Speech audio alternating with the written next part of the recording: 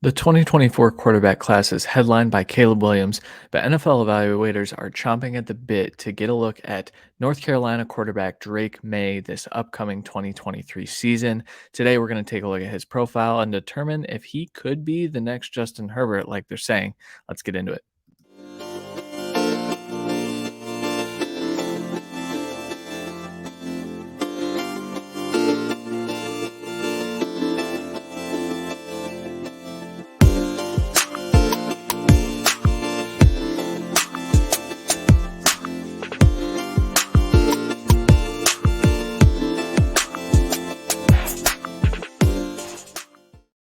What is up, everybody? Welcome back to the Devy YouTube channel. I am Christian. I am here. We've had some technical difficulties. I'm hoping that my microphone is on this time because I released a video last week where the mic wasn't. So today we are going to be talking about Drake Maye, and Drake Maye has garnered a lot of hype among NFL evaluators. I listen to a lot of NFL draft podcasts as well, and media is really on Drake Maye as this guy that could potentially be the number one overall pick. I think there are some question marks. We're going to take a look at his numbers, some of his film breakdown. I did go back and study a lot before I recorded this video, and then what I'm kind of looking for from his 2023 film, because we're looking at a guy who's a true sophomore in 2022, and there's always room to improve. That's a main thing to keep in mind as we talk about these guys. So let's get right into it. Drake Maye by the numbers. So we see here 66% of his passes were completed for over 4,000 yards, average 9.2 adjusted yards per attempt. Just really good number. You're looking for anything really over nine. You'd like to see that hit 10, like some of the elite quarterbacks, but you're still pretty comfortable with that. 38 touchdowns, 7 interceptions, 157.9 rating, added almost 700 yards on the ground. North Carolina definitely implemented a quarterback rushing component to their offense, and he took advantage of that. He's a good athlete. I wouldn't call him an elite athlete by any means, but he can move for a guy his size. He's 6'5", 220, which I think is part of the reason why the NFL is chomping at the bit for this guy. 91.5 PFF offensive grade, really good. 8.4% big time throw percentage, also very good. 2.4% turnover worthy play percentage, and 65.0 offensive grade under pressure, which stacks up really, really well. That's significantly better than CJ Stroud was this year. I think that there are some things that factor into that too. Drake Maye was very much so a guy who, when he sees pressure, he likes to use his legs. He's not one that wants to stand in there and throw the ball a whole lot. You do see, points in time where he does that, but he definitely wanted to rely on his legs in those areas as well. And as always, Pro Football Focus numbers are that's where those numbers come from. Film wise, so first we're going to talk about his strengths. Then we'll talk about some of the improvement areas. So, number one, strong arm, plenty of zip. That is very much so a thing that is garnering these Justin Herbert comparisons. He has a very strong arm. He can probably throw the ball, 60 to 70 yards, but that's not what I care about. What I care about is, can you zip the ball when you're throwing between the numbers into tight windows? And Drake Maye does that. He's very accurate when he's doing that as well. There are times that he does fit the ball between three defenders, and it's not really an anticipation throw, but it's a timing throw. And those things are things that people like to see. NFL evaluators like to see. He's smart with football. He takes care of it. There were some plays where you question what he was thinking, but this was his first year starting. Those things are there. There's a reason why people you project him to become Justin Herbert, right? I think you saw a lot of those traits, those mental traits that make great quarterbacks. And then along with that, he reads the field really well. I wouldn't call him the most refined in this area, but he can tick through progressions at a rate that it was a little surprising. I think actually, I mentioned Caleb Williams at the top of this. I think Drake Maye might do that better than even Caleb does when he's sitting in the pocket, especially. Some improvement areas, though. Mechanics are rough, and I think So Drake Maye, there were reports that Drake Maye was about to hit the transfer portal, but Mac Brown convinced him that they would really get someone to work with him on his mechanics. And I think that that had been feedback that he had gotten from the NFL or from scouts and things like that, because mechanically he is very, very inconsistent. There are things, his footwork can get a little off at times, and then it throws off that accuracy that is one of his better traits, but can get a bit erratic when your feet aren't working with you. The other thing is his release is just it's weird. It's not necessarily bad, but it is a little long. I think, he kind of approaches things with a sidearm type of thing, like a three quarters release, but it takes a while to get there. He drops the ball, and I think these are things that he is aware of and he will continue to work at. If he can tighten up his release, we're going to be pretty ecstatic about what he can be. Anticipation, I think the North Carolina offense was very much so a show me before you throw me type of offense, whereas there are some that, quarterbacks are asked to throw people open. I think there are times where Drake Maye threw people open. I also think that he was much more comfortable waiting for the break of the receiver to start his windup, start throwing.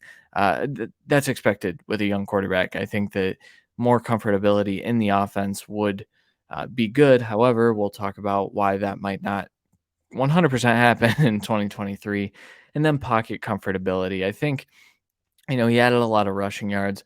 Most of them were on designed runs. The scrambles, I think sometimes he scrambled after one or two reads because he was a little uncomfortable in that pocket. And the North Carolina offensive line was not very good last year. So I do want to give him a little bit of credit that, he was just out there making plays. It's very similar to, Sam Howell that last year when he was there. There weren't a lot of great players on the field with him.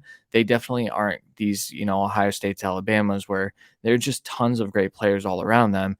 This is an offense where Drake Maye has to pull people along with him. And I think that that kind of showed up. He took a lot of sacks, and I think there were times where if he keeps his eyes downfield instead of dropping them and looking to run, I think we're looking at a lot less sacks and a more, I'd be more comfortable projecting him to the NFL level if I saw a little bit more out of, his in pocket, in structure work.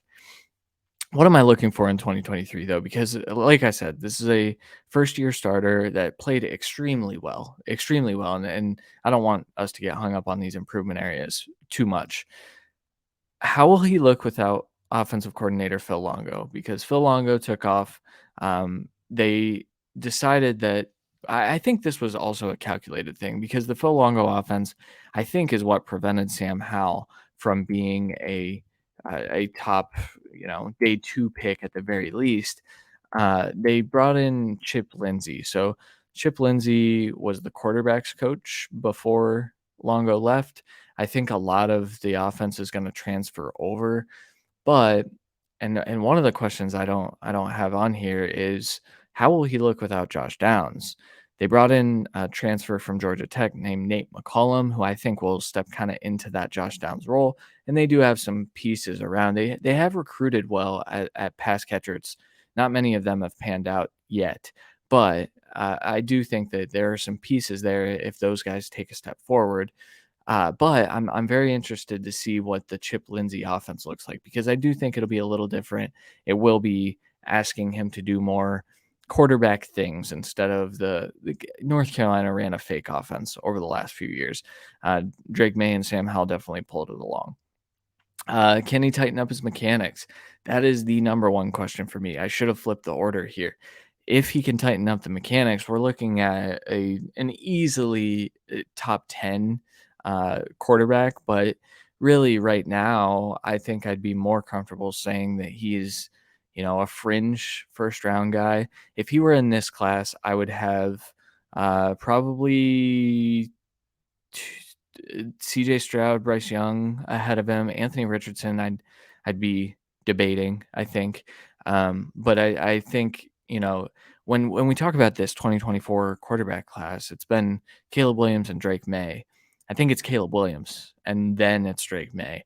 And that I'm a very big fan of Drake Maye. I need to see a little bit more from him in terms of developing those mechanics and tightening everything up. And then that last question, can he elevate the players around him? If those guys don't take a step forward, will he be able to kind of bring the North Carolina team along with him? Quarterback wins are not something I hang my hat on and I don't really pay attention to. But I do think that the success of the North Carolina program, it has kind of created these expectations for Drake May and what he can take them to. I think the ACC is pretty wide open right now. I think Florida State has it should be considered the favorite. They're probably not. It's probably Clemson still, but it, truth be told, I think that this team can compete. So can Drake May be the one that drags them along with him? I think so.